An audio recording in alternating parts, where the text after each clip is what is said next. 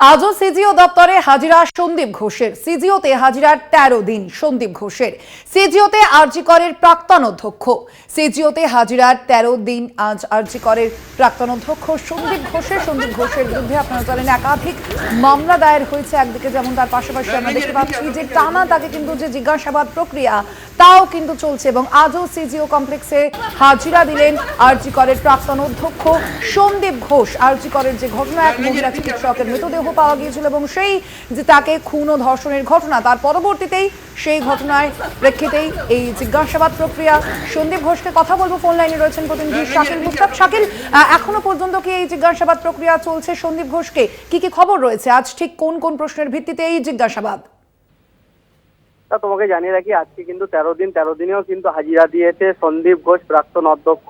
মূলত গত 12 দিন পর্যন্ত তাকে 150 ঘন্টার কাছাকাছি তাকে কিন্তু জিজ্ঞাসাবাদ করা হয় এবং আজকেও কিন্তু সকালেই কিন্তু সিবিআই আধিকারিকরা সিজিও কমপ্লেক্সে তাকে তলব করে। এরপরেই কিন্তু সকাল 10টা নাগাদ কিন্তু তিনি সল্টলেকের সিজিও কমপ্লেক্সে যে সিবিআই দপ্তর আছে সেই সিবিআই দপ্তরের প্রতিদিনের মতো কিন্তু আজকেও তিনি হাজিরা দিয়েছেন এবং এখনো পর্যন্ত যে জিজ্ঞাসাবাদ প্রক্রিয়া সেটি কিন্তু শুরু করা হয়েছে। মূলত আজকে যেসব বিষয়ে জিজ্ঞাসাবাদ করা হবে এমনটাই কিন্তু সূত্র মারফত খবর। যেসবগুলি হচ্ছে যে সেদিন যে ভিডিও ভাইরাল হয়েছিল, সেই দিন ভোরের যে ভিডিও, সেমিনার হলের বাইরে যে বিশাল গ্যাদারিং করে লোক দাঁড়িয়েছিল সেই সব বিষয়ে কিন্তু জিজ্ঞাসাবাদ করবে। যেখানে স্টাফদের দেখা যাচ্ছিল, আউটপোস্টের ওসি সঞ্জীব মুখোপাধ্যায় তাকে কিন্তু দেখা যাচ্ছিল এবং দেবাশিস সোম যে ফরেন্সিক ডিপার্টমেন্টের যে আধিকারিক তাকে কিন্তু দেখা গিয়েছিল এবং যে সন্দীপ ঘোষ যে অধ্যক্ষ তাকে তার পিএ, তার পার্সোনাল অ্যাসিস্ট্যান্ট যে যিনি ছিলেন তাকেও কিন্তু দেখা গেছিল। সেই সব বিষয়ে কিন্তু জিজ্ঞাসাবাদ করা হবে। কি তার নির্দেশেই কি